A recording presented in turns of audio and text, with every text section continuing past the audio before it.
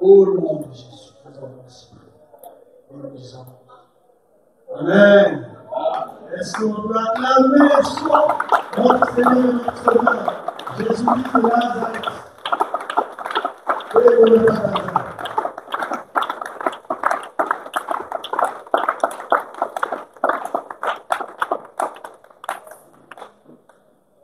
Bonjour à tous.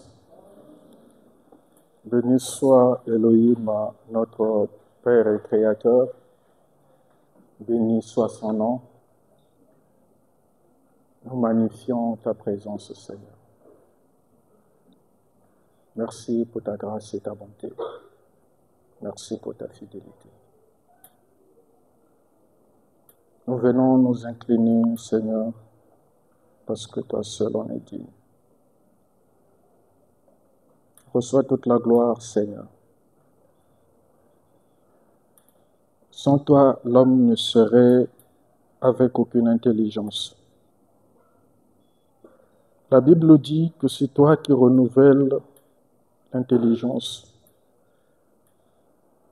Et avant que tu ne puisses monter au ciel, ayant remarqué ce souci dans tes disciples, Seigneur, Luc précise bien que tu as ouvert l'intelligence de tes apôtres, de tes disciples, afin qu'ils comprennent la profondeur de la mission pour laquelle tu es venu sur terre, afin qu'ils réalisent pourquoi tu les avais choisis comme disciples, et au temps marqué, qu'ils réalisent la responsabilité à laquelle ils avaient été appelés, ce pourquoi tu les avais choisis. Parce que ta parole dit que tu les avais appelés à toi pour être avec toi, mais aussi, Seigneur, pour que tu les envoies guérir les malades, consoler les cœurs brisés, fortifier les genoux chancelants, mais aussi, Seigneur, pour proclamer ta parole, l'évangile, l'appui de notre foi. Et nous voudrons encore, Seigneur, renouveler notre confiance en toi. Au nom de Jésus-Christ. Amen. Amen, amen, amen. Est-ce que nous pouvons courtement chanter un cantique qui me monte à l'esprit? Je ne sais pas s'il y a quelqu'un qui peut connaître, mais ceux qui sont passés par l'église évangélique comme nous autres pourront reconnaître. C'est un cantique qui est en Kikongo, en tout cas le Kikongo fort de Manyanga, mais j'essaierai de traduire ce que ça veut dire. Lujatanga Yesu Mubuti Sangaye Ge Etwalanga Kumpu Losu Moyo wa Olujata Jatanga Eisu Mubuti Sangaye Nge Etwalanga Kumpulus Kumoyo wa Nande. Il y a un couplet qui vient. Bouquet, bouquet, bassa. Bouquet, bouquet,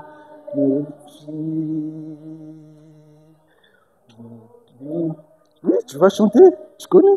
N'aie pas peur, s'il te plaît. Qui peut?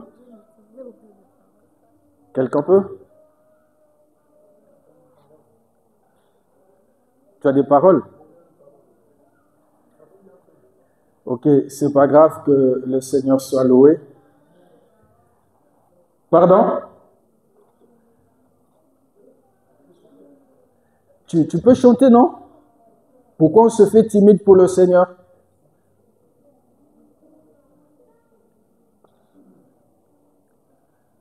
Que le Seigneur soit béni.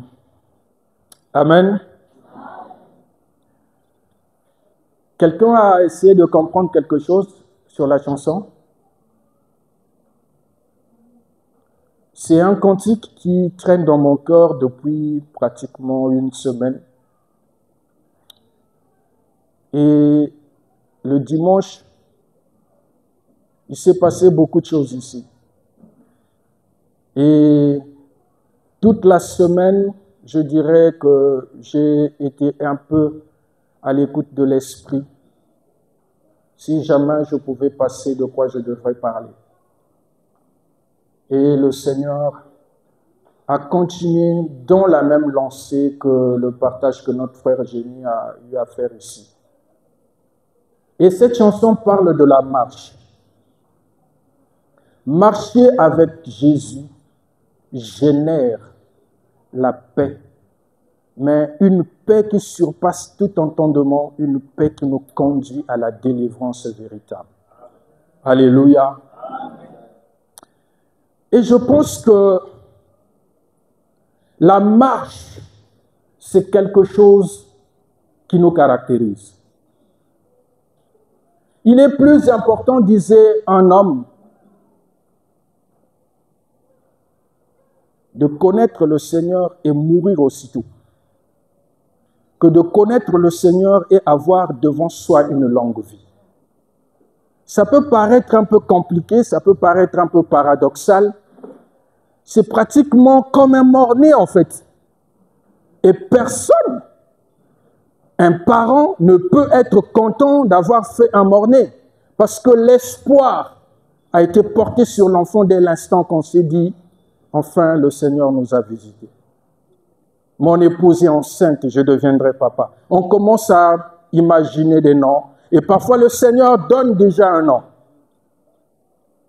Mais il arrive, non pas comme le cas d'Isaac qui avait pu certainement avoir un âge donné, mais juste après que tu as pris le bébé dans ta main, qu'à l'hôpital on t'a dit ton enfant est là, bénis ton enfant, tu proclames des paroles de bénédiction, vous dormez le soir, l'enfant meurt.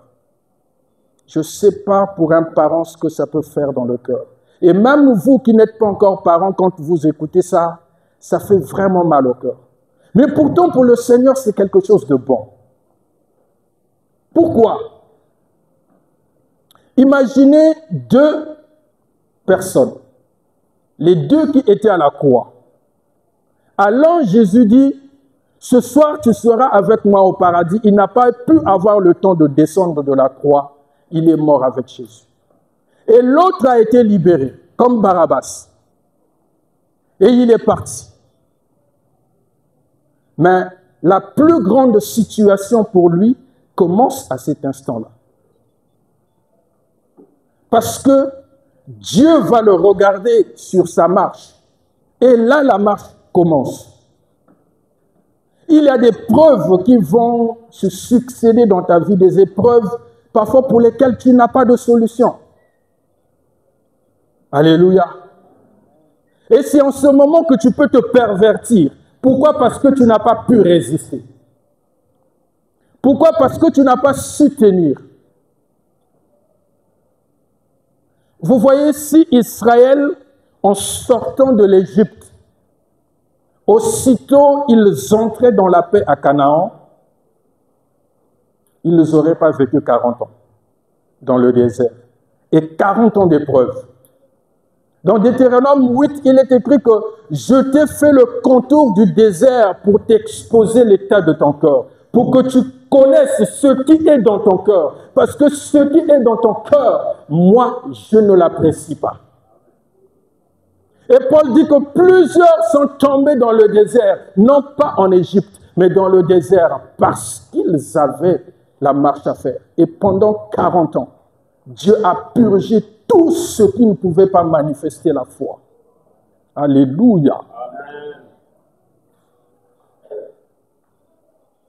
La marche, c'est ce qui nous caractérise. Ça fait notre joie, mais en même temps, c'est le moment le plus éprouvant, c'est le moment le plus difficile. Parce que pendant cette période de marche-là, c'est jusqu'à ta mort. Donc, c'est pratiquement illimité. Au boulot, le CDI, c'est bien de l'avoir.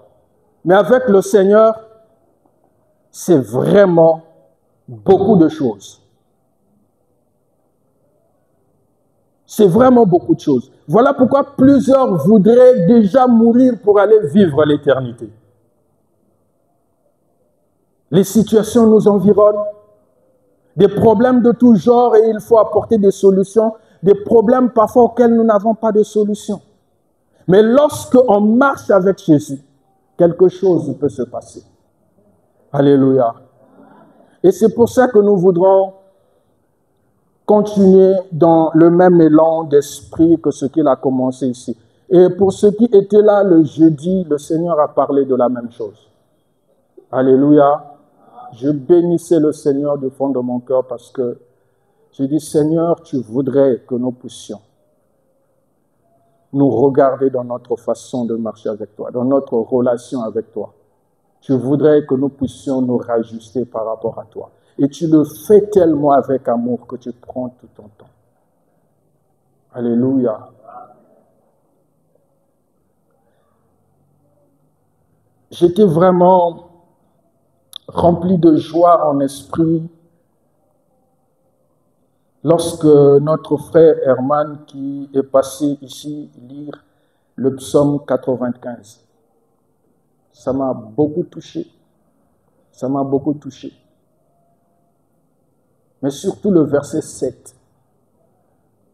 Le verset 7, il est dit, « Car il est notre Dieu, et nous sommes le peuple de son pâturage. » Est-ce que tu peux dire à quelqu'un qui est à côté de toi que je suis le peuple du pâturage de Dieu? Je suis le peuple du pâturage de Dieu. Je suis le fils du pâturage de Dieu. Je suis la fille du pâturage de Dieu. Et il continue pour dire, et nous sommes le peuple et le pâturage de son pâturage, le troupeau que sa main conduit. Alléluia. Je voudrais d'abord m'appuyer sur ce mot-là. Ce n'est pas vraiment le texte sur lequel je voulais que nous commençons ou quand ça me venait à l'esprit. Mais ce qui est vrai à comprendre là-dessus, c'est que Moïse qui est en train de le dire, juste au sorti de l'Égypte, en tant que berger, il connaissait ce que ça veut dire, le pâturage. Le pâturage, c'est l'endroit où les animaux sont nourris. Alléluia. C'est là où il y a de la bonne herbe, c'est là où les animaux viennent manger pour avoir de l'embonpoint. Et généralement, là où il y a le pâturage, le point d'eau n'est jamais loin. Amen. Alors, qu'est-ce que j'ai essayé de comprendre ce matin juste par ce simple verset et ce simple mot, être le pâturage du peuple, être le peuple du pâturage de Dieu, c'est que la parole de Dieu est cette pâturage que nous devrons manger. Nous voulons avoir de l'embonpoint, nous devrons manger la parole. Dieu n'a pas prévu un autre champ que sa parole pour que nous puissions la manger parce que notre santé, notre vie dépend de sa parole. C'est dans sa parole que nous allons reconnaître sa présence. C'est dans sa parole que nous allons voir sa main nous conduire. Et quand on s'est éloigné de la parole de Dieu, on s'est éloigné de Dieu. Alléluia. Dans sa parole, il y a sa voix. Dans sa parole, il y a sa présence. Rien ne peut nous rassurer. Nous n'avons pas vu Jésus. Mais avant que nous puissions arriver à un niveau de connaître Jésus en esprit, mais c'est parce qu'un jour, sa parole est venue à nous. C'est cette parole, quand nous avons cru, qui nous a ouvert les yeux intérieurs pour voir Jésus. Et on peut dire pour certains que Jésus est vraiment réel. Le Saint-Esprit est réel. Je ne peux pas l'expliquer, mais tu peux sentir. Tu peux sentir qu'il te touche. Tu peux sentir qu'il te parle. Tu peux sentir qu'il te conduit. Il t'interpelle. Parce qu'il est vivant. Alléluia. En tout cas, que le Seigneur soit béni.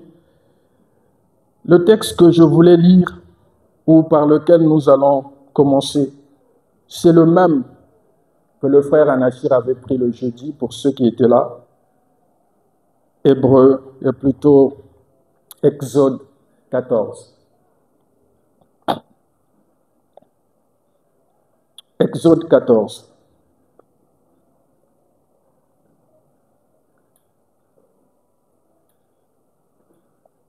Exode 14, nous allons lire 4 versets.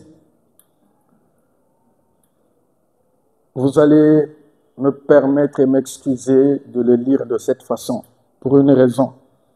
Le verset 15 à 16,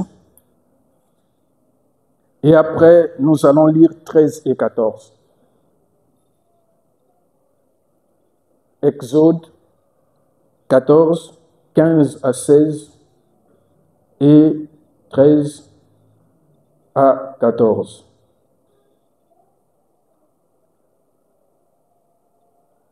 Or, Yahweh avait dit à Moïse, « Pourquoi cries-tu vers moi?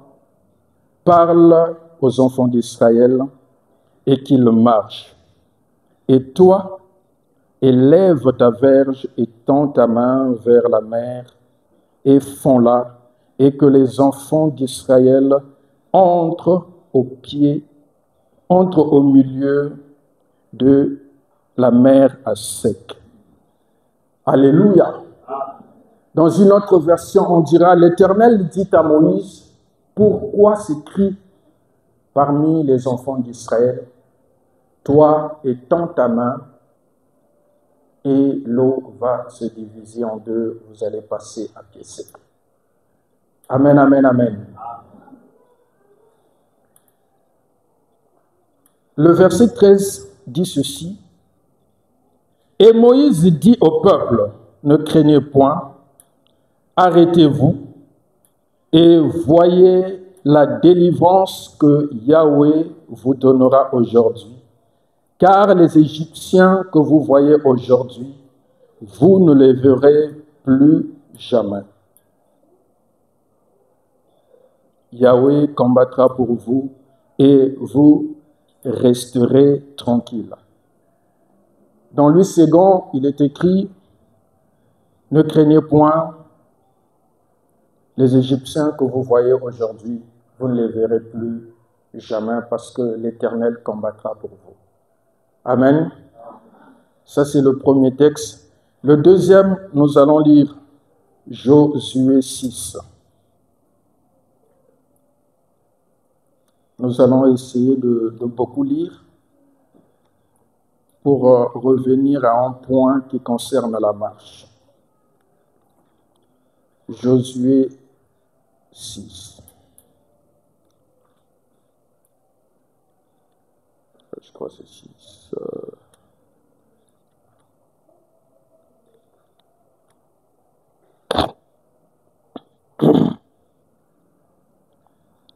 Josué 6, 15 à 16.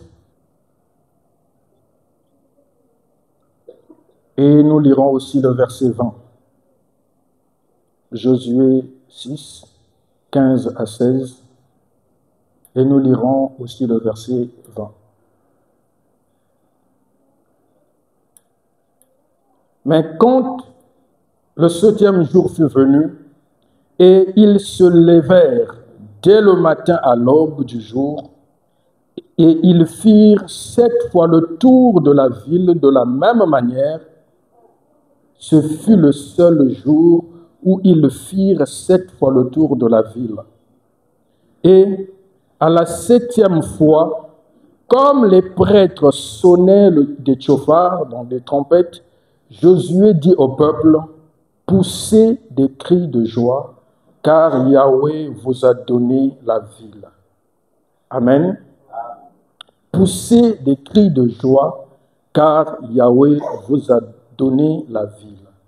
Le verset dit, « Et le peuple donc poussa des cris de joie, et on sonna des chauffards, et quand le peuple entendit le son de chauffard, il poussa de grands cris de joie, et la muraille tomba sur elle-même. » Amen.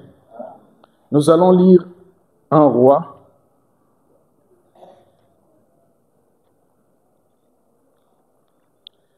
Un roi 18.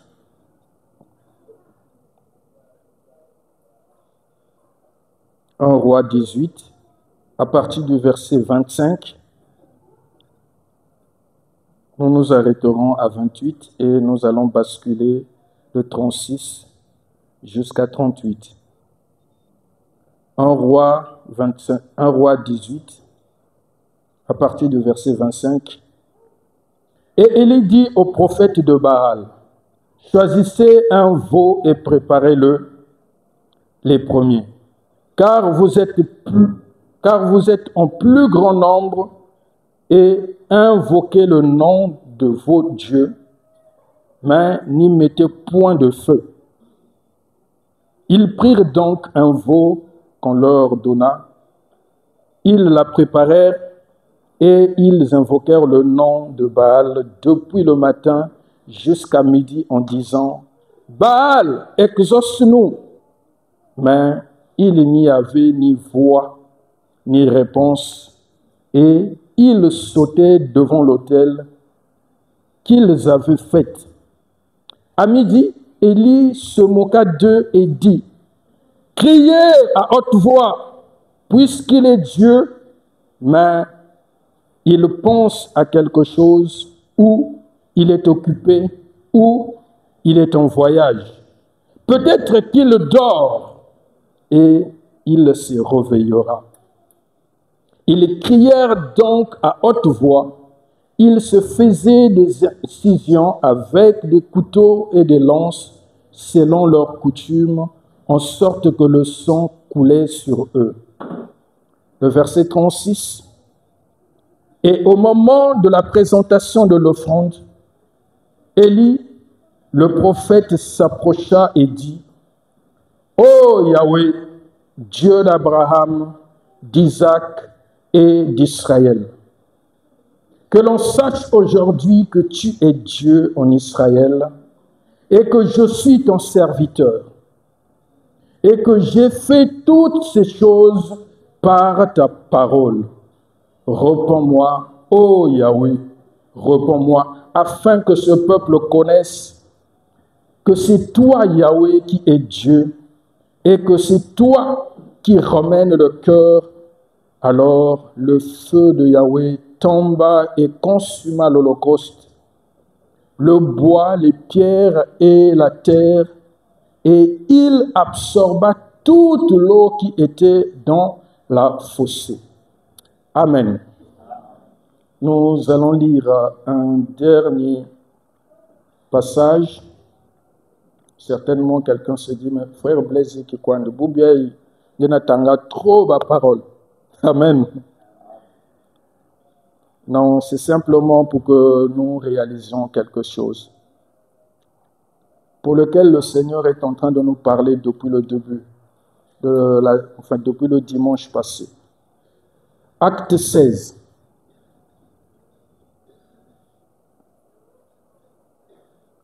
Acte 16. Nous allons lire du verset 16 au verset 18. Acte 16. Or, il arriva que, comme nous allions à la prière, une servante qui avait un esprit de Python et qui, en devinant, apportait un grand profit à ses maîtres, nous rencontra. Elle se mit à nous suivre, Paul et nous, en criant et disant, « Ces hommes sont les serviteurs du Dieu très haut, et ils vous annoncent la voie du salut. » Elle fit cela pendant plusieurs jours. Mais Paul, fatigué, se retourna et dit à l'esprit, « Je t'ordonne au nom de Jésus-Christ de sortir de cette fille. » Et il sortit au même instant. Alléluia. Si vous pouvez remarquer, il y a un mot qui revient, il y a une expression qui vient. Les cris, les cris, les cris, les cris, les cris. Pourquoi j'ai lu dans un sens inverse la disposition de verset de Exode 14? La façon d'écrire ne dépend pas de la façon dont Dieu t'a donné l'information. Moïse va parler suite à la conviction de ce que Dieu lui avait dit. Amen. Il dit, ne craignez pas. Les Égyptiens que vous voyez aujourd'hui, vous ne les verrez plus jamais. Pourquoi? Mais parce que Dieu avait déjà dit à Moïse, pourquoi ces cris parmi le peuple? Et dans cette version, il dit, pourquoi tu cries vers moi? Alléluia. Pour ceux qui veulent noter s'il faut écrire comme thème de message de ce matin, nous ne sommes que dans la continuité de ce qui a commencé depuis dimanche. Les quelques attitudes nécessaires. Quelques attitudes nécessaires ou importantes à avoir ou à manifester dans la marche avec Dieu, dans la marche de notre foi. Voilà le titre, s'il faut le donner comme ça. Il est un peu lent, mais je pense qu'il parle mieux. Quelques attitudes à avoir pendant la marche. Alléluia. Ce qui se passe, c'est que quand Dieu a opéré des miracles en Égypte, Moïse était témoin de beaucoup de choses. Le peuple ne pouvait pas le remarquer. Sinon, l'un des miracles qui a attiré leur attention, c'est ce qui a occasionné leur sortie, la mort du premier-né. Mais là, ceux qui n'avaient jamais connu une relation avec le Seigneur, ceux qui n'avaient jamais compris comment Dieu opère, se retrouvent face à la mer de l'autre côté, et l'armée de l'Égypte qui vient toute furieuse pour les exterminer. Et si vous lisez Exode 14 un peu plus loin, le peuple commence à crier même à Moïse pour dire « Pourquoi tu ne nous as pas laissés en Égypte? Pourquoi tu nous as fait sortir de l'Égypte? Là-bas, il était mieux que nous puissions mourir, nous aurons au moins des tombes. Mais ici, là, qu'est-ce que nous t'avons fait ?» C'est sûr que Moïse commençait à s'agacer. Alléluia. Alors, Moïse, ensemble avec le peuple, ils vont se mettre à quoi? À crier. À crier. Vous allez remarquer une chose. Il y a une différence entre crier et parler. Alléluia. Il y a une différence entre crier et parler. Dans un roi que nous avons lu,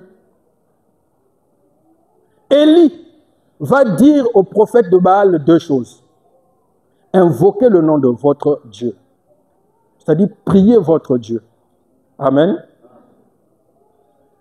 Mais lorsque midi fut passé, il dit, maintenant arrêtez de crier, arrêtez de prier, criez à haute voix. Amen. Or, dans une relation qui est au bon fixe, que ce soit à tes enfants, à ton épouse, à ton ami, à ton époux. On ne crie pas, on parle. Alléluia. Et vous allez voir, lorsque Élie va prendre la parole, nous sommes pratiquement aux heures du soir. Si vous lisez avec l'attention de l'esprit, il n'est pas en train de crier, mais il est en train de parler à Dieu. Il dit, ô Seigneur, toi qui es le Dieu d'Abraham, d'Isaac et de Jacob ou d'Israël, maintenant, montre-toi à ce peuple et qu'il sache que c'est toi le véritable Dieu. Ce ne sont pas des cris, c'est des paroles qu'on sort. Amen. Vous allez remarquer une chose, lorsque vous marchez avec un enfant, ou tu marches avec quelqu'un et que tu te mets à crier sur lui, ça veut dire qu'il a commis une faute et que tu n'es pas d'accord. Crier sur quelqu'un signifie lui faire une réprimande, une correction sévère. Même si ce n'est pas avec la chicotte, mais la parole, qui peut chicoter quelqu'un rien qu'en écoutant. Amen. Et beaucoup de relations se sont cassées simplement parce qu'on ne sait pas parler, plutôt que parler en cri. Plutôt qu'on crie. Mais vous allez remarquer que ces cris-là sont différents.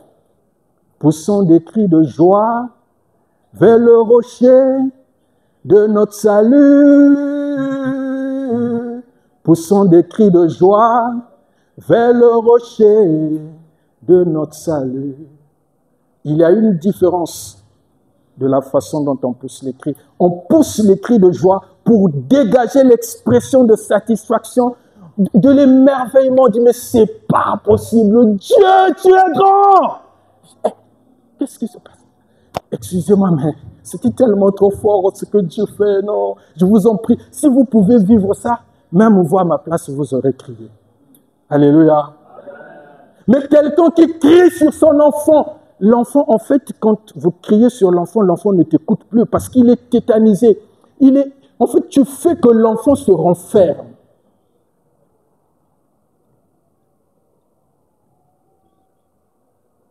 Mais lorsque tu parles à l'enfant, je ne pense pas s'il y a des conseils qui nous ont été bénéfiques quand on a crié sur nous.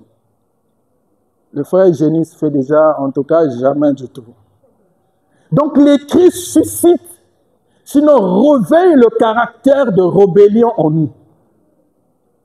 Ça provoque une révolte. Au lieu de me parler, tu me cries.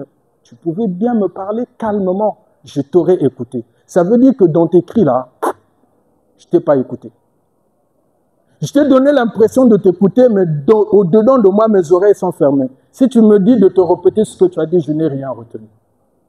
Donc les cris n'édifient pas. Les cris n'édifient pas.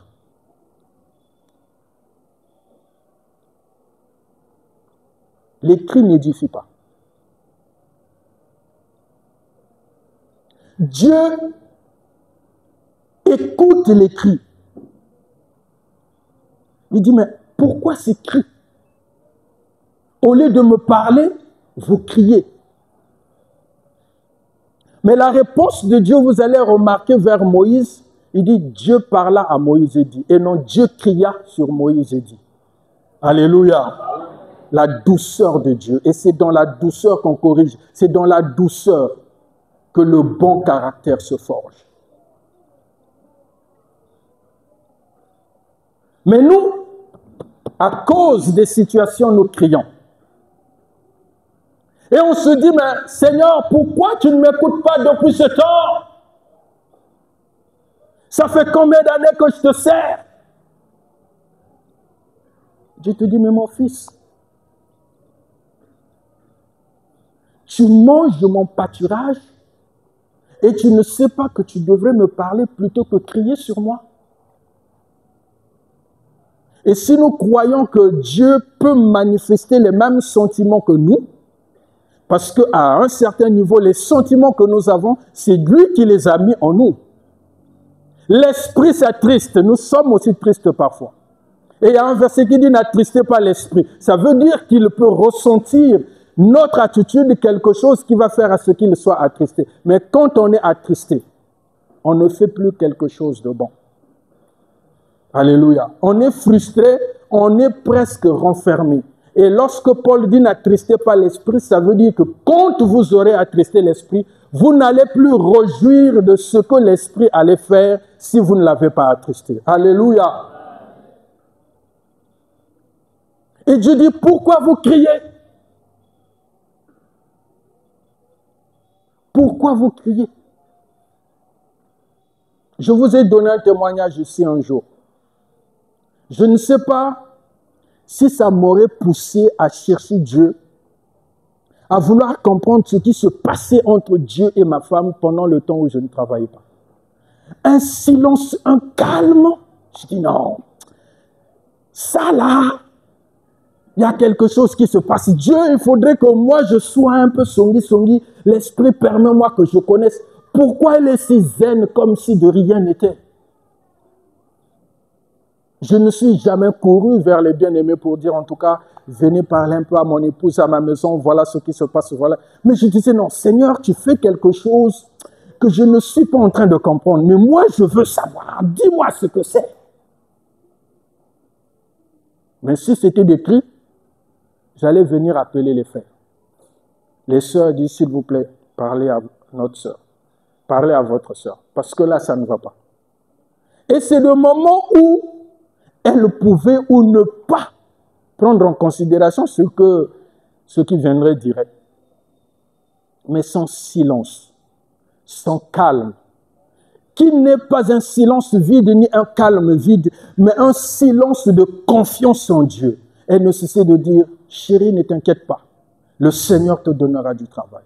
Ne t'inquiète pas, le Seigneur lui-même sait. Donne tout le temps que tu ne travailles pas au Seigneur. Consacre-toi à Dieu, il se souviendra de toi. Mais quand tu es responsable avec toute la charge qu'il y a, et l'orgueil humain, c'est pas facile, hein? Il y a des mots qu'on peut écouter, qu'on peut avaler, mais ce que ça fait dedans, vous ne pouvez pas imaginer.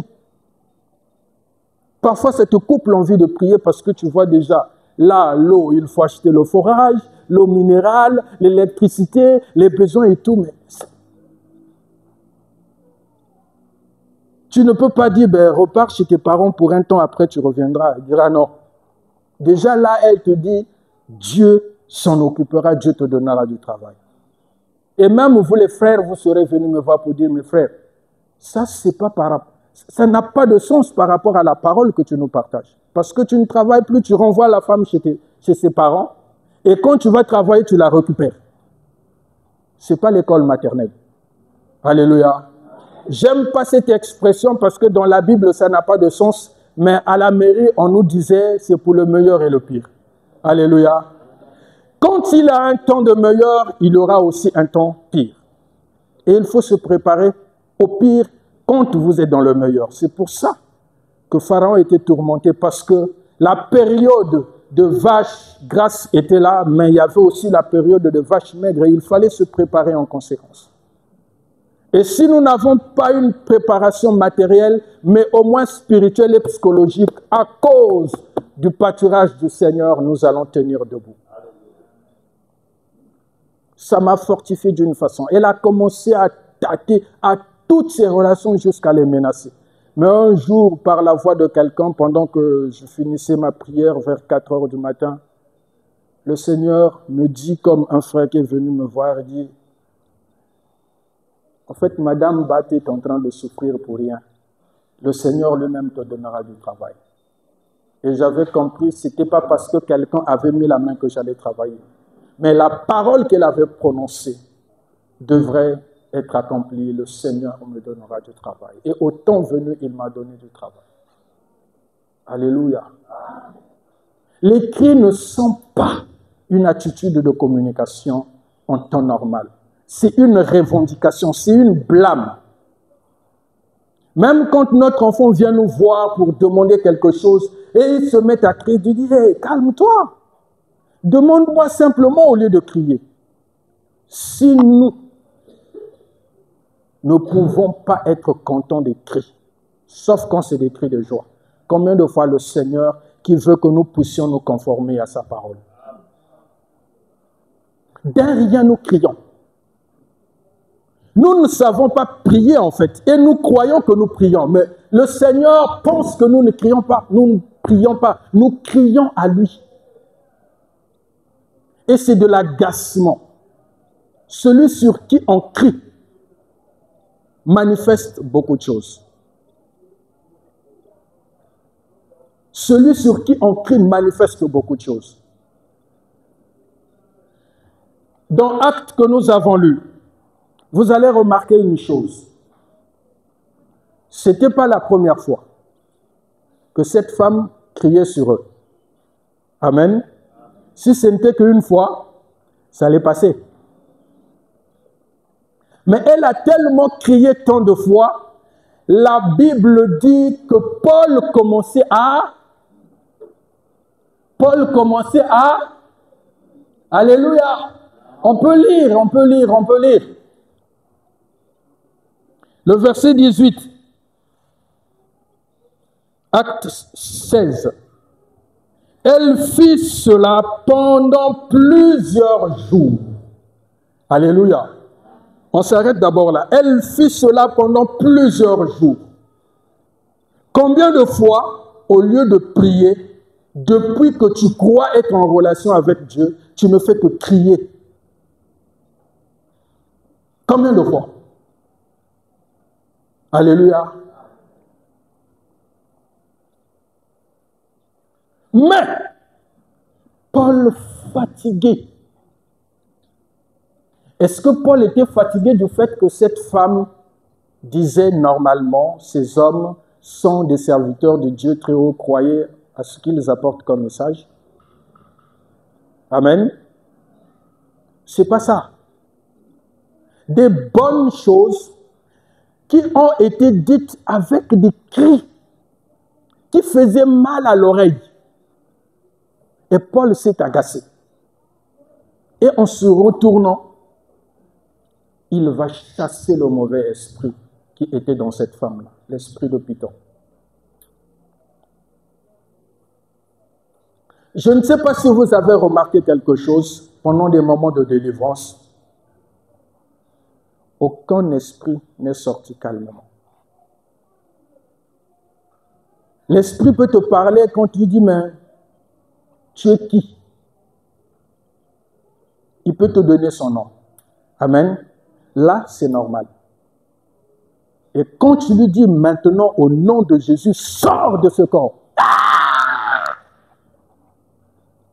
Deux choses. Il t'a donné son identité, il t'a parlé normalement, mais là, pour sortir, il a poussé un cri. Et tous les mauvais esprits ne font que pousser les cris. Alléluia. Tous les mauvais esprits ne font que pousser les cris. Donc ça veut dire que lorsque nous crions à Dieu, nous ne le reconnaissons plus comme Père, parce que dans le sens de crier, il manque l'humilité. Humilions-nous. Approchons-nous avec humilité devant le Seigneur. Qui est digne, franchement, de recevoir quelque chose de Dieu si ce n'est sa grâce? Personne. Personne. Et les commandements que Jésus nous a donnés comme pâturage, tout ce que vous crierez au Père à mon nom, je le ferai. Amen. Tout ce que vous crierez à mon Père, à mon nom, je le ferai. Il dit, tout ce que vous demanderez au Père à mon nom, je le ferai. Tout ce que vous allez demander à mon nom, je le ferai. Mais quand vous demandez, demandez avec foi. Alléluia. Demandez avec foi. Tout ce que vous demandez avec foi, vous le verrez s'accomplir parce que vous croyez. Lorsque nous crions, ça veut dire que nous avons perdu les repères de foi. On n'a plus l'espérance, on n'a plus la foi. C'est ce qui faisait que les enfants d'Israël, qui n'avaient pas connu ce Dieu-là, comment est-ce qu'il opère, se sont mis à crier parce qu'il n'y a plus de solution. Mais tout au début, je suis venu trouver un cantique où on disait « Seigneur, tu es mon appui ». C'était quoi, frère Shadrach? Tu es mon espérance. Ça veut dire quoi?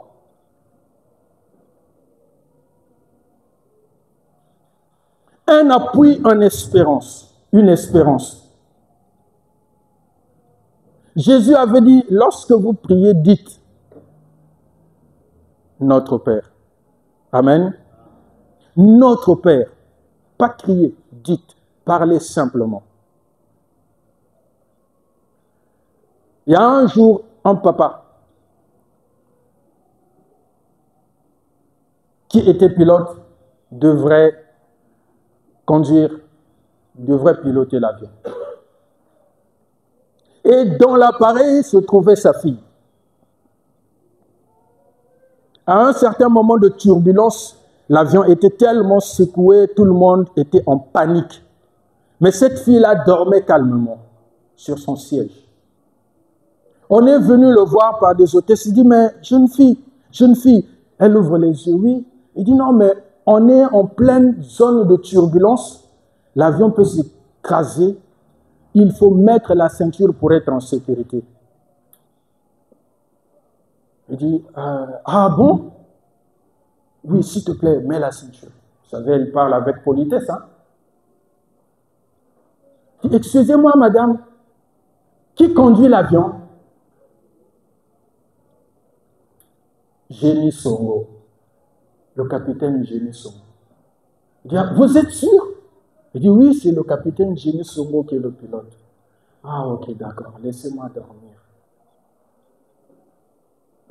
Et tout le monde met sa ceinture, il faut que tu mettes la ceinture, c'est ça la règle. Il dit, je sais de quoi mon papa est capable. L'avion ne tombera pas tant que celui qui conduit. Alléluia. On n'acclame pas le Seigneur parce qu'on n'a pas compris.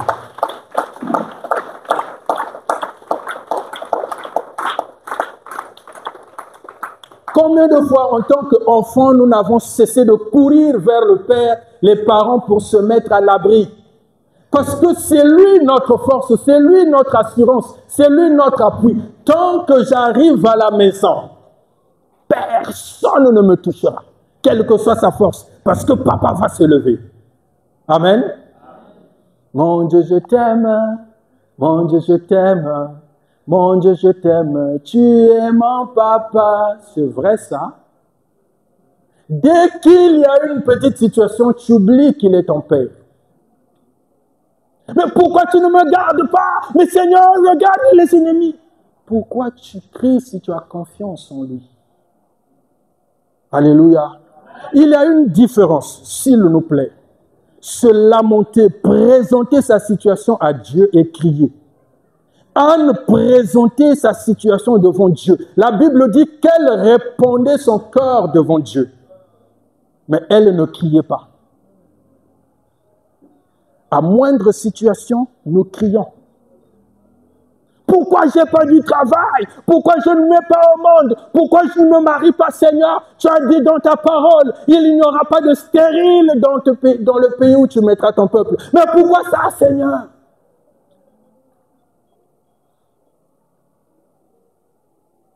Tu es malade, Nami Tuninzambe. Ponanini Boye. Eh, Seigneur, tu m'as abandonné même. Dans rien, tu cries. Nous sommes devenus des plaintifs plutôt que ceux qui ont confiance en Dieu. Parce que celui qui a confiance est serein. Dites-vous une chose, la police vous intercepte. Dit, monsieur, présentez-vous. Dit, bonjour, monsieur l'agent. Il y a un souci? Oui, il commence à crier. Il dit, non, dites-moi s'il y a un problème. Au bout d'un certain moment d'échange, au-dedans de lui-même, il va se dire, cette assurance-là, je ne sais pas qui il est. Peut-être que ça peut mal se tourner contre moi ou il y a quelqu'un. En fait, toi, tu comptes sur qui? Mais il ne peut pas te le demander. Il va essayer de t'intimider par ses expressions. Mais toi, tu gardes le calme. Parce que tu sais que tu n'es pas fautif. Alléluia. Tu n'es pas fautif. Tu n'as pas brisé une loi quelque part et Dieu t'est témoin. Tu parles calmement. Au bout d'un certain moment, la personne va se dire, celui-là, je n'ai jamais rencontré un calme comme ça. Ça veut dire qu'il maîtrise déjà le sujet avant que je ne m'engage. Il connaît ses droits, il connaît sa loi. Il peut me faire mal. Il dit, excusez-moi, monsieur l'agent, si j'ai fait une erreur si j'ai commis une bêtise par erreur, une faute par erreur, pardonnez-moi, vous pouvez me conseiller, mais s'il vous plaît, avec tout le respect que je dois à votre tenue, à votre position, à votre fonction, ne criez pas sur moi comme ça, parce que je ne vois pas aucune faute. Vous-même, vous ne me dites pas la faute que j'ai commise. Je pense que ce n'est pas comme ça qu'on devrait travailler entre nous. La personne va se dire, mais il est qui réellement? Tu n'es rien d'autre que l'enfant de Dieu ou quelqu'un qui connaît son sujet et qui ne panique pas. La panique, c'est l'absence de toute solution. Mais je cours vers mon rocher qui est mon refuge. Mais si tu as un rocher qui est ton refuge, pourquoi tu paniques? Est-ce que tu as besoin de paniquer? Oh, ton Dieu est là. Évoque-le. Hosanna, il est bon de louer Dieu. Poussez des cris de joie vers le Seigneur de notre salut.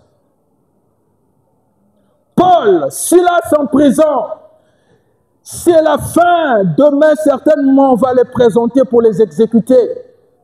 Ils étaient en train de sauter de joie vers minuit, chanter de louanges à l'Éternel. Ils ne s'occupaient pas de leur solution. Parce que Paul dit, Seigneur, la mort est un gain pour moi. Alléluia. Et je cours pour saisir la coupe qui m'attend. Mais il faudrait que j'arrive. Mais Seigneur, à quand tu vas me prendre pour que je te voie de plus près, plutôt que par vision? L'assurance que Paul avait automatiquement a déclenché la délivrance. Les chaînes sont tombées toutes seules. Alléluia. Et cette fille-là n'avait plus cherché à ce qu'on insiste. Il dit, c'est mon père, je le connais. Mais par respect pour vous, je veux mettre la ceinture. Mais soyez sûrs, madame, on va atterrir. Et lorsque l'avion a atterri, tout le monde s'est levé pour ovationner cette fille-là et on l'a emmenée vers son père. Il dit, mon commandant, c'est votre fille? Oui, tu étais dans l'avion? Oui, je suis avec maman. Mais tu sais ce qu'elle nous a dit? Pendant la turbulence, elle a dit, ne vous inquiétez pas, si ce n'est que mon père qui pilote cet avion, nous allons atterrir. Et là, elle avait raison finalement. Votre fille vous connaît bien. L'absence de la connaissance de ton Dieu va te pousser à paniquer à tout moment. À courir dans tous les sens, sauf aller vers lui et lui parler. Combien de fois nous sommes passés à côté des solutions que Dieu avait prévues pour nous? Non pas parce que nous n'avons pas su prier, non. Il a de ce moment, quelquefois, franchement, tu ne sais pas quoi dire exactement. Mais en toute humilité, avec un cœur totalement penché vers Dieu, l'Esprit de Dieu, à un certain moment, commence à intercéder en fusion avec le Saint-Esprit et notre prière monte vers le Père. Même la bouche fermée. Il dit, même par des soupirs, ça monte, ça monte, ça monte, ça monte. Une prière faite silencieusement en secret. Là, Dieu va te répondre. Et quand il va te répondre, tout le monde voit. Il a fait. Ngebu, ce n'est pas seulement joli. C'est-à-dire quelqu'un qui est dans la joie, qui court dans tous les sens, qui est dans l'allégresse. C'est quoi ton secret? Il dit non, mon vieux père, il n'a jamais failli. Il est le plus fidèle. Il a dit que même quand ça tarde à venir, sois sûr que ça viendra. Mais ne crions pas au Seigneur. Vous savez, les cris devant le Seigneur peuvent aller dans le même sens que être corrompu. Sans que nous le sachions, on n'est pas corrompu par quelqu'un. Mais lorsque nous crions à Dieu plutôt que lui parler, ça prouve devant Dieu que nous avons corrompu notre foi. Alléluia. Notre foi est corrompue. Par qui? Par nous-mêmes. Par nos doutes. Nous avons sous-estimé notre Dieu. Mais cette fille qui connaissait bien son père n'avait jamais sous-estimé les capacités de son père. Mais le père là n'est qu'un homme. Un homme qui ne pouvait pas tout faire. Un jour, Paul est en train de voyager dans un bateau, la tempête se lève. Tout le monde est en panique, que chacun prie son Dieu. Paul s'est levé pour dire, ne vous inquiétez pas. Nous pouvons perdre le bateau, mais aucune vie humaine ne sera arrachée de ce bateau. Alléluia. Aucune vie ne sera arrachée de ce bateau. Si vous m'avez écouté depuis le début, on allait rester à Crète. Mais comme vous avez voulu forcer, personne ne mourra. Parce que Dieu lui avait dit, Paul, personne ne mourra. Alléluia. À cause de la présence d'un serviteur de Dieu. À cause de la présence de son père dans l'avion.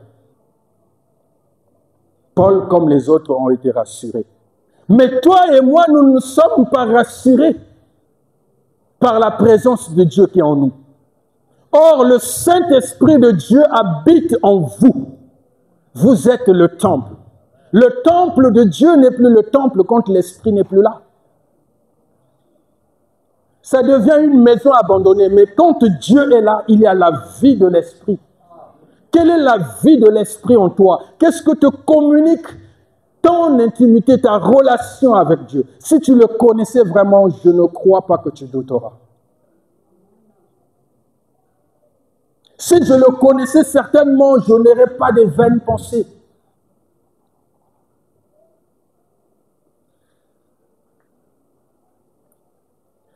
Les cris manifestent l'incrédulité que nous avons à l'égard de Dieu. C'est une attitude simplement qui expose l'incrédulité. C'est le message que nous envoyons vers Dieu. Mais quand Dieu voudrait être le rémunérateur de notre foi, il y a des choses que Dieu peut faire. Même sans ta foi, il le fait pour sa gloire. Alléluia. Il y a de ceux qui, au début, n'ont jamais cherché Dieu, mais Dieu est venu vers eux. Mais dès l'instant qu'il a eu cette connexion-là,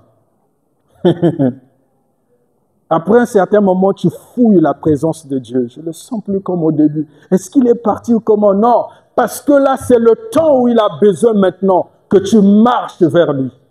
Tu as entendu sa voix, tu as entendu son appel. Tu as répondu, viens maintenant. Quand il s'est révélé à Abraham, il a dit, va dans le pays que je te montrerai. Dans une autre version, la traduction est viens. Ça veut dire quitte là-bas et viens. Alors, quand je te dis viens, ça veut dire que moi je suis déjà là. C'est pour ça, en obéissant simplement, Abraham est arrivé facilement. Et quand il est arrivé dans Canaan, si vous lisez Genèse 12, à partir du verset 7-8, Dieu s'est révélé à lui, Dieu s'est montré à lui. Pour dire que tu vois, je ne t'ai pas menti, je suis là. Le territoire que tu vois t'appartiendra, et à toi et à tes enfants. Dans Genèse 15, il va sceller cela par une alliance. Que pour toujours, ce territoire sera à toi et à tes enfants. La Bible dit, Abraham eut confiance. Alléluia. Mais nous n'avons pas confiance en Dieu. Je ne peux pas dire que Abraham a vécu peu de choses. Mais je crois que d'une certaine manière, même Abraham, s'il écoutait notre témoignage, il va dire « Ah, il y a des bonnes choses en fait que Dieu avait réservées que pour les générations futures. » quoi. Mais moi, je n'ai pas vécu ça. Il dit « Ah, mais nous aussi, nous n'avons pas vécu ça. » Il dit « Non, ça là, c'est trop fort. » Alléluia. Nous avons un témoignage plus glorieux avec le Saint-Esprit sur nous et en nous. Abraham n'avait pas le Saint-Esprit sur lui. Il voyait Dieu en vision. Dieu pouvait lui parler. Mais nous, c'est tout autre chose. Abraham, il n'avait jamais dit « mon fils, mon serviteur ». Or, il y a plus d'intimité entre le père et le fils que le père avec son serviteur. Alléluia. Nous sommes des fils et des filles de Dieu. D'où l'intimité la plus profonde, les secrets les plus profonds de notre Père, nous devons les connaître. C'est pour ça que nous sommes héritiers. Le serviteur n'est jamais héritier. Abraham a voulu commettre l'erreur de faire d'Éléazar de Damas son héritier, mais Dieu a dit non, c'est l'enfant qui sortira de toi. Tu es spirituellement sorti de Dieu pour être son héritier. Nous avons été conçus non de sang ni de la chair, mais par l'Esprit. Et ceux qui sont nés de l'Esprit est Esprit, ce qui est né de la chair est chair. Notre vie avec l'Esprit, ça se passe en Esprit. Et si nous n'avons pas la foi en nous, ça devient un handicap. Ça devient un obstacle dans notre marche. On va passer beaucoup de temps, nous n'allons pas évoluer dans notre marche avec Dieu, simplement parce que nous ne savons pas parler à Dieu. Et lorsque nous crions sur quelqu'un, parfois nous ne pouvons plus écouter ce que cette personne nous dit. Donc dans les cris, il n'y a pas l'esprit d'écoute. Mais quand on parle, on écoute. Alléluia. Je vais m'arrêter par nombre 20 pour nous faire comprendre quelque chose. Vraiment, nous devrons nous examiner, changer notre attitude vis-à-vis de Dieu. Parce que lui, il voudrait que nous puissions lui parler plutôt que nous puissions crier. Et c'est pour ça qu'il demandait aux enfants d'Israël, pourquoi ces cris parmi le peuple? Mais toi, Moïse, parle aux enfants d'Israël, comme je te parle. Alléluia. Nous allons lire nombre 9.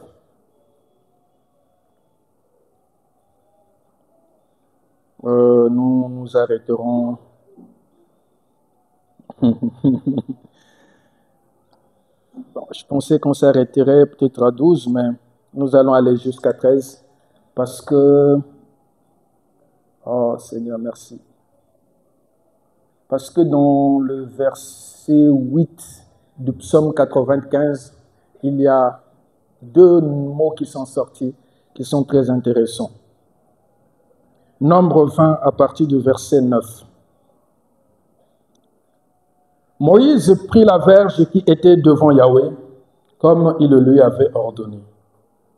Moïse et Aaron convoquèrent l'assemblée devant le rocher, et il leur dit, « Écoutez donc, rebelles, est-ce de ce rocher que nous vous ferons sortir de l'eau ?» Puis Moïse leva sa main et frappa 2 fois le rocher avec sa verge, et il en sortit des eaux en abondance. L'assemblée but, et leur bétail aussi. Alors Yahweh dit à Moïse et Aaron, parce que vous n'avez pas cru en moi. Est-ce que nous pouvons lire ce passage, ce verset 12, tous ensemble, s'il nous plaît? Alors l'Éternel dit à Moïse et Aaron, parce que vous n'avez pas cru en moi, pour me sanctifier aux yeux des enfants d'Israël, mais ainsi vous ne ferez point entrer cette assemblée dans le pays que que je lui donne. On peut encore relire. Alors Yahweh dit à Moïse et Aaron, parce que vous n'avez pas cru en moi pour me sanctifier aux yeux des enfants d'Israël. Ainsi, vous ne ferez point entrer cette assemblée dans le pays que je leur donne. Le verset 13 dit, ce sont là les eaux de... Le verset 8 dit, n'endurcissez pas votre cœur comme à Mériba. Le psaume 95. N'endurcissez pas votre cœur comme à Mériba, comme à la journée de Massa dans le désert. Mériba, c'est le lieu de révolte du peuple. Massa, c'est le lieu de révolte du peuple. Les deux points, Mériba et Massa, Exode et Nombre, sont le lieu où les enfants d'Israël se sont révoltés contre Dieu par manque d'eau. Alors qu'ils ont vu le miracle. Alléluia. Et poussés par cette pression, parce qu'il n'y avait pas de l'eau, Moïse finalement, avec Aaron, ils vont se tenir devant l'assemblée, non pas pour faire ce que Dieu leur avait demandé. Ils vont faire autre chose. Mais qu'est-ce que Dieu leur avait demandé pour ceux qui lisent la Bible? Pardon? Dieu avait dit parler au rocher.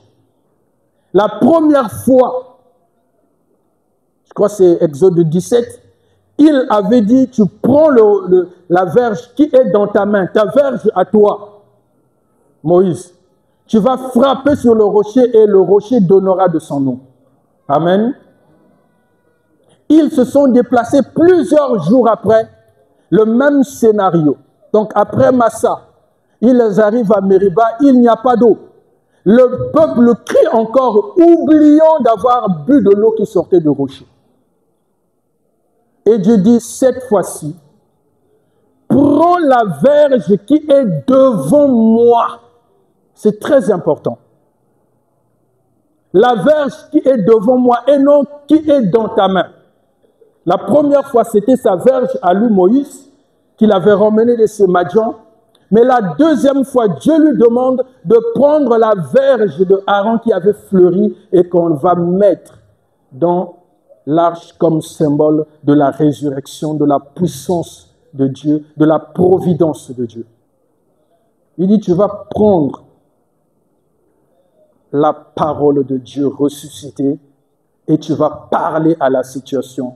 La solution viendra. Alléluia. Moïse arrive, au lieu de parler, ils vont frapper.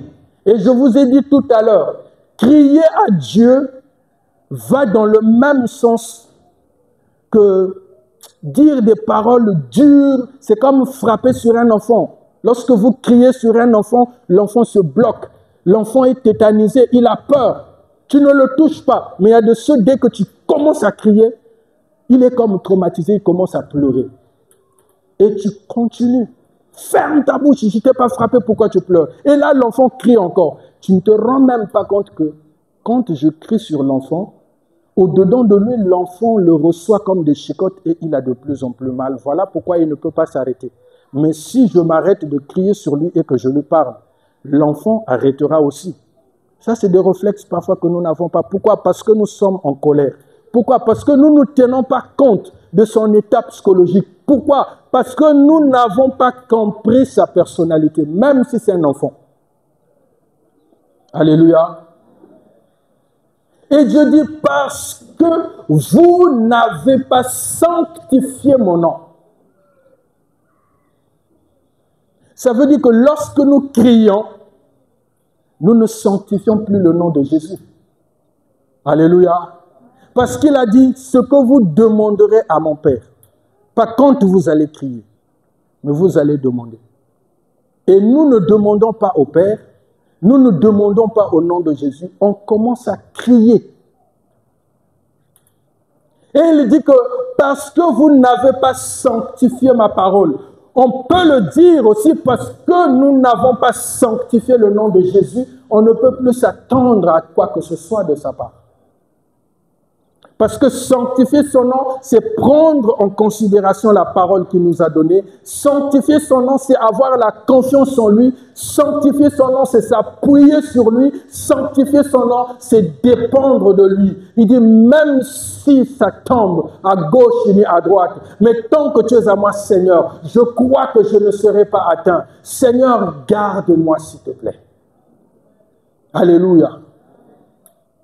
Il dit, mais sur qui tu comptes, toi? Il dit, non, moi je compte sur mon Dieu. Alléluia. Et là, le nom de Dieu est sanctifié. Il dit, quel est ton Dieu? Il dit, Jésus-Christ de Nazareth, celui qui est mort, qui est ressuscité sans le secours de quelqu'un d'autre. Si ce n'est la puissance de Dieu, la main de Dieu, le Saint-Esprit de Dieu, celui qui est capable de tout. Voilà pourquoi il est dit que rien n'est impossible à Dieu. Mais pourquoi? Parce que sa puissance, lorsque vraiment vous vivez sa puissance, vous dites, waouh, je m'attendais à tout sauf ça, Seigneur. Et c'est comme ça que vous pouvez voir quelqu'un tomber à genoux, dire, Seigneur, je te bénis, parce que tu es merveilleux. Les mots peuvent me manquer, Seigneur.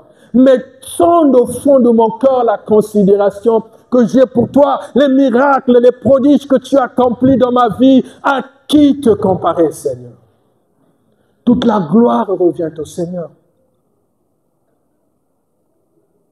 Mais nous n'avons plus cette culture, nous n'avons pas cette attitude.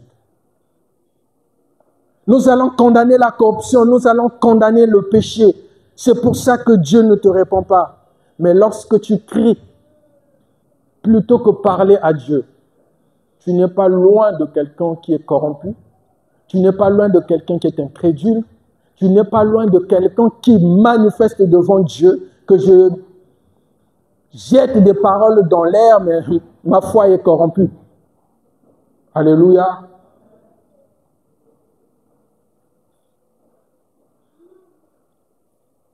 Marchez avec l'esprit. Et vous n'accomplirez pas les désirs de la chair. La chair aime crier, mais l'esprit nous parle. Il y a eu plusieurs mouvements qui se sont passés devant Élie. Les rochers, le feu, tous ces craquements, tout ce qui pouvait attirer l'attention. Mais la Bible dit, lorsque un vent léger est venu, Élie s'est incliné. Alors que tout ce qui tapait à l'œil, tout ce qui était extraordinaire, l'Esprit certifiait à Élie que ne te prosterne pas, Dieu n'est pas là. Amen.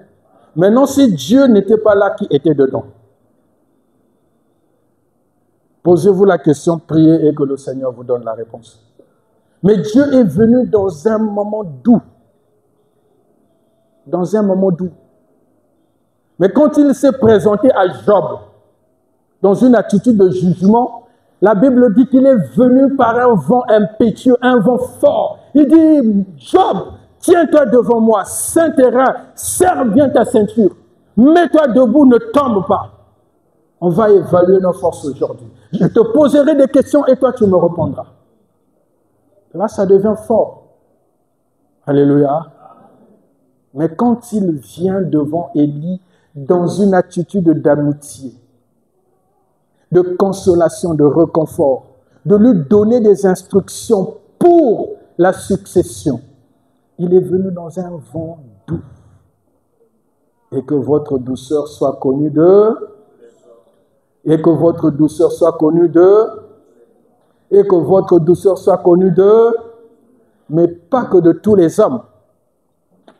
Que Dieu connaisse aussi notre douceur. Et la douceur, c'est quand on parle. Alléluia. On peut se lever.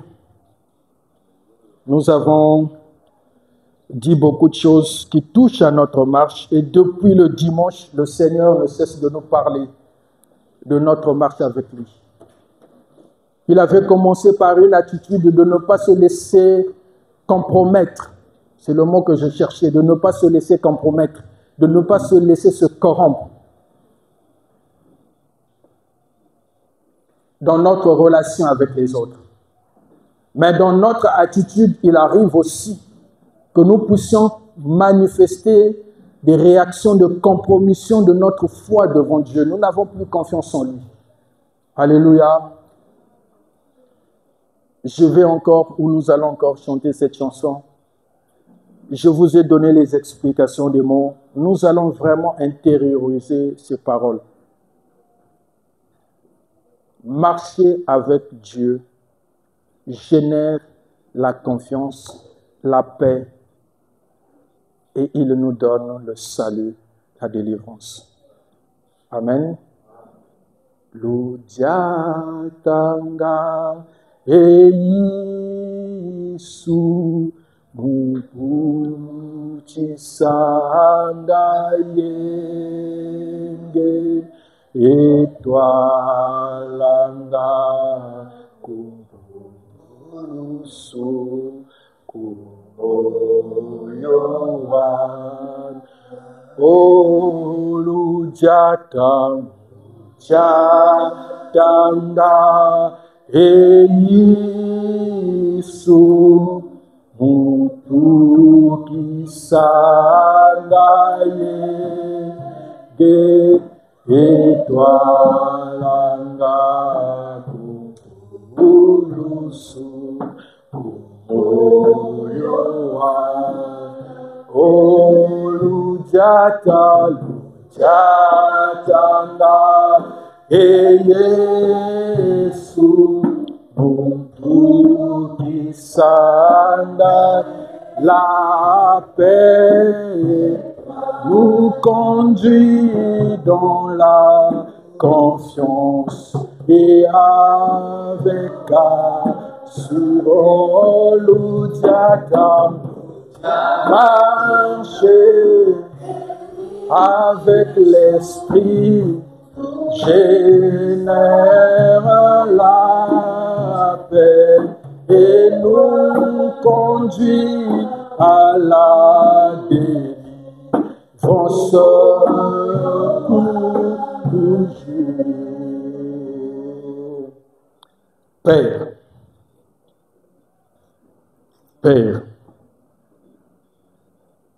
Père, ça fait une semaine que tu ne cesses de nous parler. Ça fait une semaine, jour pour jour, Seigneur, que tu ne cesses de te lever en ce lieu devant nous, devant ton troupeau, devant ton peuple, qui devrait se nourrir de ton pâturage qui est ta parole, Seigneur, pour nous indexer du plus profond de nous-mêmes à cause de nos attitudes, à cause de notre comportement, Seigneur, la compromission de notre âme. Tu as pris la résolution de venir habiter en nous pour manifester la gloire. Mais Seigneur, notre âme, en qui nous faisons plus confiance qu'en toi, en nous, se dresse en obstacle et en rébellion, Seigneur, à tel point que plutôt que de parler, nous crions à toi. Mais tu dis aux enfants d'Israël, pourquoi ces cris? Pourquoi ces cris? Gardez silence. Ayez confiance en moi. Les Égyptiens que vous voyez aujourd'hui, vous ne les verrez plus jamais. Vous verrez ma main vous accorder la délivrance. Vous verrez ma main vous faire traverser à pied sec. Rien n'est impossible à toi, Seigneur. Nous avons vu et nous avons entendu ces témoignages des femmes qui étaient stériles, Seigneur, même dans l'âge adulte, à qui tu as donné des enfants. Nous t'avons vu ressusciter des morts, Seigneur. Nous t'avons vu guérir les paralytiques, sanctifier les lépreux à cause de ta puissance. Et nous aimons chanter que tu n'as pas changé. Tu es le même, hier, aujourd'hui et éternellement. Mais Seigneur, tu veux que nous ayons la foi en toi. Que ceux qui s'approchent de Dieu croient que Dieu existe. Que ceux qui demandent à Dieu puissent demander avec foi afin de les voir s'accomplir. Seigneur, nous avons pris conscience. J'ose croire, Seigneur, que moi j'ai pris conscience. par ta parole. Nous avons pris conscience, mon frère, ma soeur, ton serviteur, ta servante, ici présent, ceux des alentours qui croient en toi, Seigneur, à qui tu t'es adressé ce matin, nous qui t'avons écouté ce matin, Père, nous croyons que tu nous as parlé, que nous devons te parler, que nous devons avoir une relation d'amitié, Seigneur. Nous devons avoir une relation au Père de cœur à cœur. Nous devons te parler plutôt que crier à toi, Seigneur. Nous n'avons rien à revendiquer. C'est toi qui es fidèle. C'est toi qui as fait des promesses et c'est toi qui accompliras parce que tu fixes un temps pour toutes choses. Père, je refuse de courir vers l'accomplissement des choses donc tu n'as pas défini que je suis dans le temps. Père, je refuse de me lever et faire des réclamations inutiles, Seigneur, alors que tu as programmé que cela, tu me le donneras au moment opportun. Donne-moi à être patient, Seigneur. Donne-moi à être patient, parce que la patience, c'est le fruit de l'esprit. Seigneur, à cause du manque de patience, à cause du manque de maîtrise, Seigneur, les enfants d'Israël pouvaient crier, Moïse aussi pouvait crier avec eux, comme à Mériba, comme au Seigneur à Massa. Mais tu es en train de dire que c'est une attitude d'avoir un cœur endurci, mais un cœur qui a pris ta parole, un cœur qui croit en toi, Seigneur, ne peut jamais douter de toi. Oh Seigneur, que dans la vie de quelqu'un qui n'a qu'entendu parler de toi, Père, que tu te révèles à lui, que tu te révèles à elle, Seigneur, afin qu'elle se lève, transformée et qu'elle dise, j'ai entendu prêcher de ce Dieu-là, j'ai entendu les témoignages des autres parler de ce Dieu-là, mais là, je l'ai vu, là, je vis la présence de Dieu, là, je vis la main de Dieu, Seigneur. Étends ta main sur chaque personne malade. Étends ta main sur chacun cœur languissant, Seigneur. Étends ta main sur chaque cœur qui pleure. Oh, parce que tu as dit, l'Esprit du Seigneur est sur moi. Il m'a oint pour proclamer une année de guérison, une année de l'absence et de l'élimination de la stérilité, une année de délivrance totale. Que les aveugles, Seigneur, en esprit, puissent voir en ces lieux ce matin au nom de Jésus. Alléluia. Père, nous croyons que ton ciel est ouvert. Ton ciel est ouvert, Père. Ton ciel est ouvert pour jeter de l'huile sur quelqu'un, pour faire descendre, Père, le temps de visitation pour quelqu'un, sur quelqu'un, pour descendre, Père, l'action de l'Esprit sur quelqu'un, afin de vivre la réalité du Saint-Esprit, la réalité du Saint-Esprit. Père, nous n'avons plus besoin que d'entendre parler de toi. Nous voulons te voir. Parce que le témoignage le plus fort, Seigneur, qui vient soutenir, qui vient fortifier notre foi, c'est de te voir à l'action. Ceux qui ont partagé l'évangile ont dit ce que nous avons entendu, ce en quoi nous avons cru et ce que nous avons touché. C'est ce que nous vous présentons. Seigneur, tu es réel. Tu n'es pas que des paroles.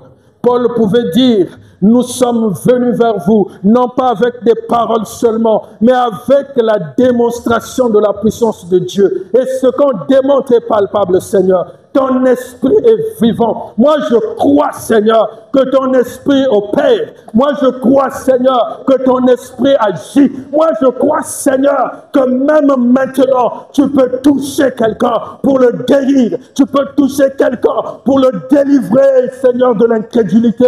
Tu peux ôter les écailles, Seigneur, sur les yeux de quelqu'un. Fais passer ta main sur quelqu'un, Seigneur. Que le ciel s'ouvre. Oh Père, je prie que le ciel soit ouvert. Que le ciel soit ouvert, Seigneur, et que nous puissions monter en esprit, et que nous puissions descendre de ta présence, Seigneur. Oint comme jamais, rempli, alléluia, comme jamais, équipé comme jamais.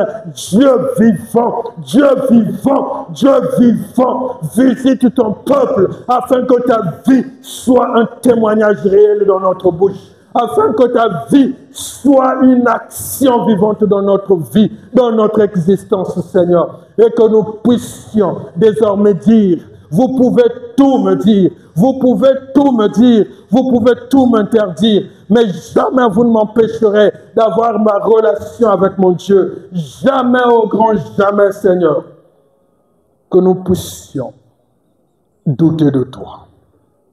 Parce que tu accomplis des actions merveilleuses. Parce que ton esprit est puissant, Seigneur. Merci de nous visiter de façon particulière, Père. Merci de nous remplir de toi, Yahweh. Merci, Père, de poser ta main sur nous et que quelqu'un soit fortifié, que quelqu'un soit consolé, que quelqu'un vive la réalité, Seigneur, de ton existence. Parce que tu existes et tu es. Béni sois-tu, Seigneur, pour ta parole ce matin. Merci, Seigneur, de nous avoir fait du bien. Tu veux que nous puissions changer. Tu veux que nous soyons de ceux qui crient simplement pour le témoignage de ta gloire, pour publier ta grâce, pour publier la manifestation de ta bonté. Et non crier, Seigneur, parce que nous sommes angoissés, parce que nous avons des doutes, parce que nous sommes incrédules. Tu nous veux de ceux qui ont la foi, qui croient en toi et qui restent fermes, de ceux qui marchent avec toi, Seigneur, et qui dialoguent avec toi, et non de ceux qui crient sur toi, de ceux qui te tendent la main, Seigneur, et qui marchent avec toi dans la confiance, dans l'espérance, dans le respect, dans la célébration de ta gloire. Et que, Seigneur, tu règnes dans nos vies. Amen. Amen. On peut acclamer le Seigneur.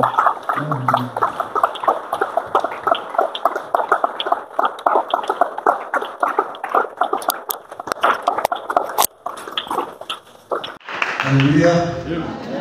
Gloire soit rendue au Seigneur. Alors qui a été encouragé ce matin,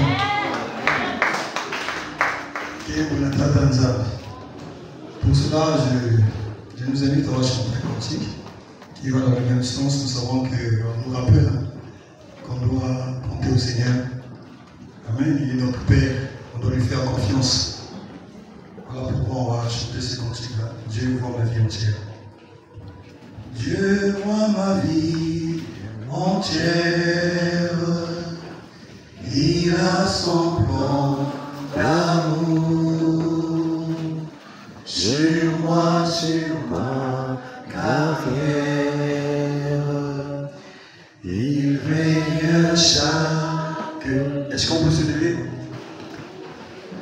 Je ne sais rien d'avance, mais il me conduit en toutes circonstances, en toutes circonstances. Sa grâce me suffit. Oh, heureux, heureux tout privilège. Ma vie est dans sa main. Oh, pourquoi m'inquiéterais-je encore du lendemain? À chaque jour, sa peine. C'est Jésus qui agit. La chose est bien certaine. Grâce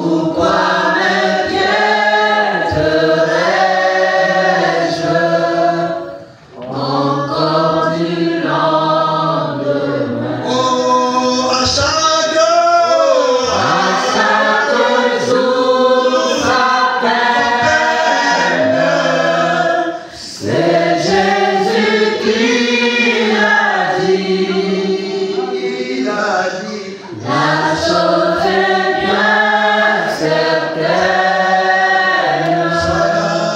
sa grâce me suffit. Bien-aimé, parle au Seigneur. Adonai, tu es Dieu. Nous te faisons confiance. Père, ta parole nous a encore affermis. Ta parole nous a tellement fait du bien. À Paul, tu pouvais dire, Seigneur,